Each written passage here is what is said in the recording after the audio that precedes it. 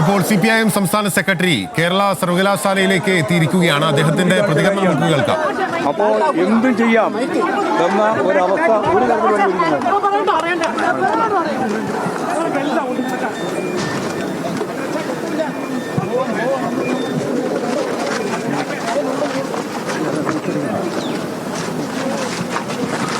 സർവകലാശാലകളിൽ എന്തും ചെയ്യാമെന്നുള്ള അവസ്ഥ വെച്ചുപൊറുപ്പിക്കാനാകില്ല എന്ന് അദ്ദേഹം സൗണ്ട് ബൈറ്റായി പറഞ്ഞിരിക്കുകയാണ്.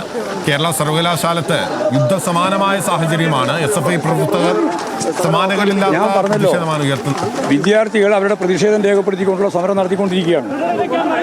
ആ സമരത്തിൻ്റെ ഭാഗമായിട്ടാണ് യൂണിവേഴ്സിറ്റി ആസ്ഥാനത്തേക്ക് അവർ പോയത്. അവർ ചേംബറിൽ കയറുമെന്ന് പറഞ്ഞിട്ട് പോയതാണ്. സെക്രട്ടറി ഉൾപ്പെടെയുള്ളവരെ അറസ്റ്റ് ചെയ്തിട്ടുണ്ട്. പ്രസിഡന്റ് ഉൾപ്പെടെയുള്ള പുറത്തുണ്ട്. അവർ സമരവുമായിട്ട് മുന്നോട്ടേക്ക് പോവുകയാണെന്നാണ് ഇപ്പോൾ പറഞ്ഞിട്ടുള്ളത്. ആ സമരം ശക്തിയായിട്ട് ഇനിയും തുടരും. ഇപ്പോൾ ഇവിടെ അവസാനിപ്പിക്കുന്നതല്ല സമരം, ഇനിയും തുടരും. ജനാധിപത്യപരമായ രീതിയിൽ പ്രവർത്തിക്കാൻ പ്രോ വൈസ് ചാൻസലർക്കും വൈസ് ചാൻസലർക്കും എല്ലാം സാധിക്കണം.